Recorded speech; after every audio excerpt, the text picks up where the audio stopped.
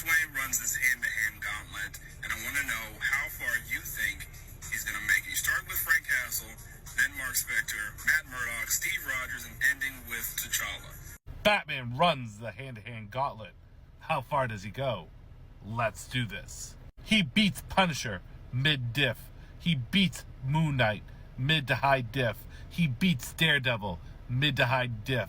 He beats Captain America high diff. And he beats the Black Panther high diff. Confused? Allow me to explain. In a hand-to-hand fight against Punisher without any of his powers, which he does not have anymore, Bruce Wayne is superior to Punisher in every way. Regardless if Moon Knight has powers, Batman is still a better fighter, has better feats, and overall is just simply better. I don't know why people think that Daredevil versus Batman is a fight. Get him past Nightwing first and then we can talk.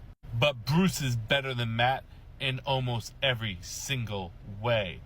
Better feats, better physicals, better battle IQ, better skill, more experience, a better fighter, and flat out there's nothing that Daredevil is bringing to the table that Bruce hasn't fought before or can't defend against.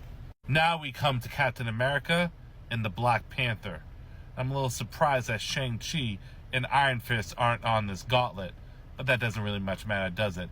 Before you Marvel meat riders get all hot and heavy and have to type into the comments that I don't know or don't read Black Panther or Captain America, or that I'm some kind of bat stan, let me make something perfectly clear. I think it's entirely conceivable that Steve Rogers and T'Challa could be Bruce. To say that one washes the other would be simply bias. Batman, Captain America, and Black Panther are exceptional and, dare I say, pound for pound, the best fighters in their universe.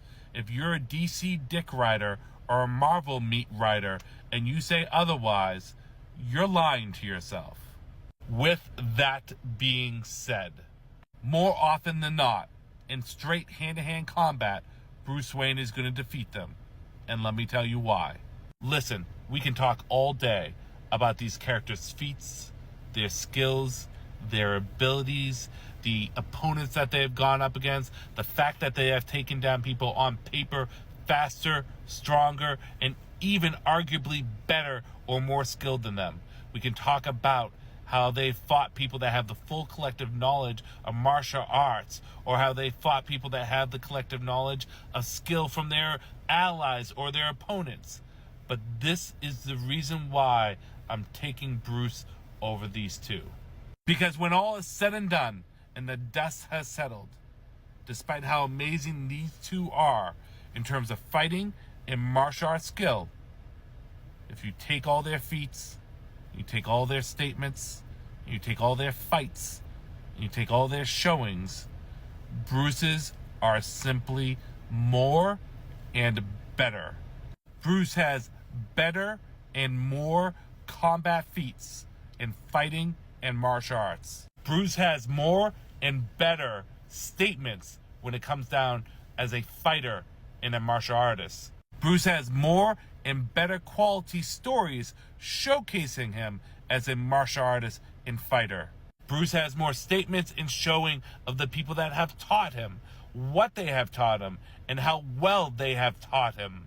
And in terms of unique skills and abilities as a martial artist, Bruce has more and better quality. This is not taking away from Captain America as a fighter. This is not taking away from T'Challa as a fighter. But in terms of skill and ability, Bruce has dwarfed them in every category of feats, statements, showings, and fights. It's that simple. And we can argue physicals all we want, but all three of these characters have fought people faster and stronger than them. So the gap in physicals, if there is one, really doesn't much matter. And if the physicals don't much matter in this fight, well, then it comes down to the skill. And that's where Bruce takes it. Because I said it before, in a random encounter with no prior knowledge in their standard gear, I give it to T'Challa. He's beating Bruce. However, if it's just them fighting straight hands, then Bruce is taking it. It's that simple. And finally, to all you Batman haters out there, because I know you're out there, I know you're going to respond to this.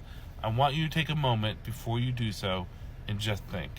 Because I know the majority of you don't read Batman, or you only look at anti-feats, or you only listen to the narrative of your favorite comic TikToker or YouTuber who rants and raves against Batman. I want you to take a moment before you respond. I want you to think of this. After all I've said, and the credit and respect that I've given to basically the two characters that are going to be the most hotly debated on this gauntlet, after everything I said, think for a second. Am I wrong? Or am I just speaking the truth? Think about it. Go read some comics. Stop looking at anti-feats. Maybe instead of just listening to your favorite TikToker or YouTuber, you formulate an opinion on your own. I'll be waiting.